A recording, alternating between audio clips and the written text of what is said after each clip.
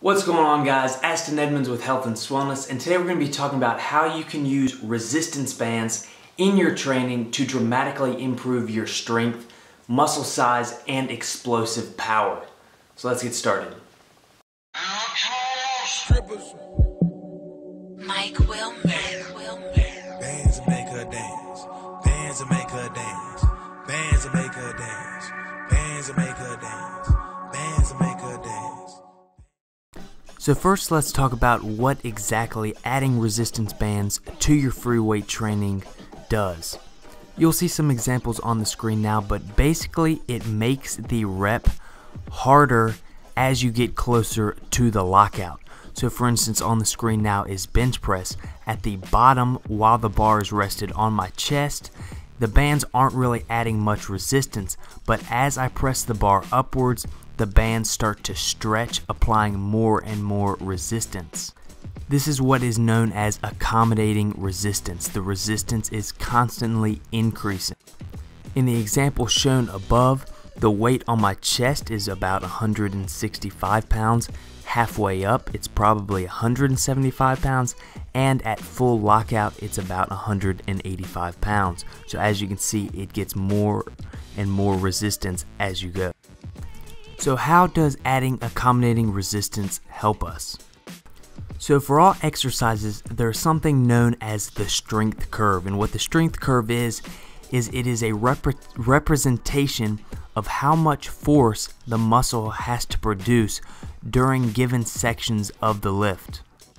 This explains why some portions of some lifts are harder. For instance, the bottom portion of a squat is much harder than the top portion. That's why you see a lot of people going in the gym and doing half squats. That's because they can lift more weight that way. The strength curve is also demonstrated in what is referred to as our sticking points. So the part of the lift where you always slow down or get stuck is the part where you have the least mechanical advantage and is the lowest portion on the strength curve. So let's use the squat as an example because it's very easy to visualize. If you're going for a 1 rep max attempt, as you go down, you come back up and you start to struggle, you're applying maximum force, but then all of a sudden you creep over, your sticking point, and then it's smooth sailing from there. You're able to easily get it up if you can just get it past your sticking point.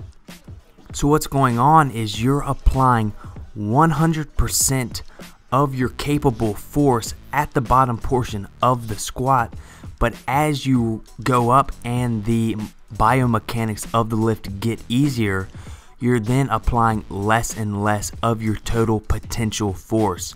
So you're applying 100% at the bottom, but then in the last, half or fourth, you might only be producing 60% maximal force. So if adding bands makes the lift progressively harder, while the lift normally gets progressively easier, we're basically leveling the playing field. So instead of, producing 100% force at the bottom and 60 at the top, we can now produce 100% force throughout the entire range of motion. So now we're finally getting around to how this actually helps us. Now there's something called the window of adaptation, and this refers to the part of the lift that is actually causing us to grow. So for a squat, it's the bottom portion of the squat, the hardest portion. And so by adding bands and making the entire lift much harder, we're widening the window of adaptation. So we go from the bottom portion of the squat to now the full squat. So the time under tension is the same, but the time under maximal tension is different because, as we said before, the lift gets easier, but now we're making it just as hard throughout the entire range of motion. So you're producing more force for a longer period of time, which of course is going to make us bigger and stronger. Essentially, you're getting twice as much out of every rep. Now, another benefit is it teaches you to move the weight as fast as possible and to accelerate throughout the entire lift. Now, typically, you produce maximal force at the bottom, and then once you get past your sticking point, you kind of glide to the top. But since there is no sticking point with bands, you're forced to produce maximal force and acceleration and speed and velocity and all that throughout the entire range of motion. This obviously has tremendous carryover into powerlifting or into strength training or sports performance, because you are moving fast, you are being explosive, so that when you start to train without bands, you will be blasting through your previous sticking points because your body has gotten accustomed to accelerating all the time. Alright guys, that's the end of the video. If you enjoyed it or found it helpful, please give it a thumbs up rating and share it with your friends. If you'd like to see more fitness, bodybuilding, powerlifting related content, make sure you hit that subscribe button. You'll be notified when I upload future videos. But in the meantime, thanks for watching and have a great day.